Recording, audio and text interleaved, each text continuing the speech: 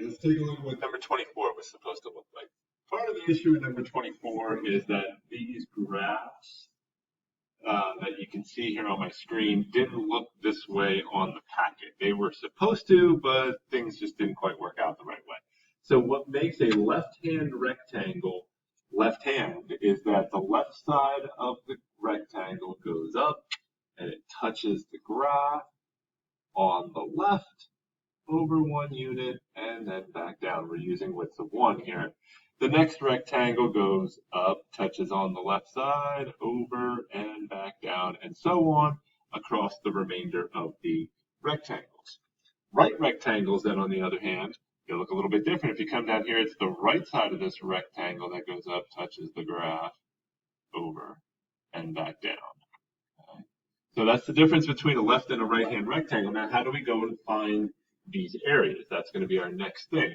We know the width is going to be 1, which is convenient and simple. We have to figure out what the height is. If we can figure out the height, then we can determine the area very easily. So I need to figure out what the height of this rectangle is right over here. And it looks like it's close to 20, but I don't want to guess that it's 20. How could I find out exactly? And the way that I could find out exactly is use my function. If I plug -3, since that's where this rectangle is touching the graph, if I plug -3 into my function, I end up getting 19 as a height. So then the next rectangle, if I follow suit, I'd have to plug -2 in. Looks like 10 maybe on this graph, but if I plug a -2 into my function up here, I end up getting 9. If I plug -1 into my function, I get a 3, then a 1, then a 3, then a 9 as I go. So if I multiply each of those heights by the width of 1, the numbers really don't change. I can come over here then and I can figure out that the area using left-hand rectangles, 19 plus 9 plus 3 plus 1 plus 3 plus 9, or 44. So for right-hand rectangles, if you look, a lot of these rectangles look the same. They've just kind of been shifted over 1 unit. So my first height out here now, instead of it being 19, my first height's 9.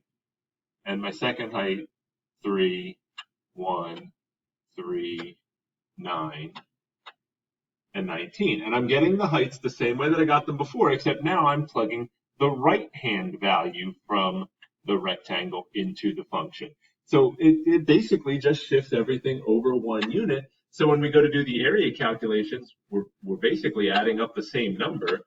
We're just doing it in reverse. And not surprisingly, we get the same answer of 44.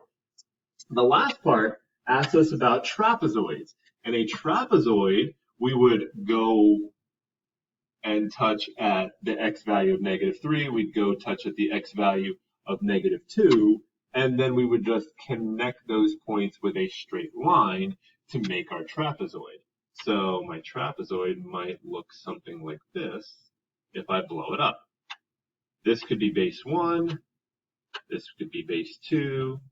This could be the height. And I know a lot of people struggle to remember the formula for a trapezoid because we try to remember the formula instead of the concept. Take the concept, though, of saying, you know what, let me figure out what is exactly in the middle here of my 2 bases.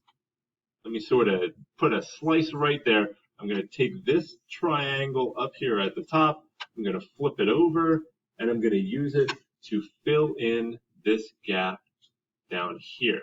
And now I have a rectangle. So really, what I need to do to figure this out is I need to average these 2 bases. That's how I find that midpoint.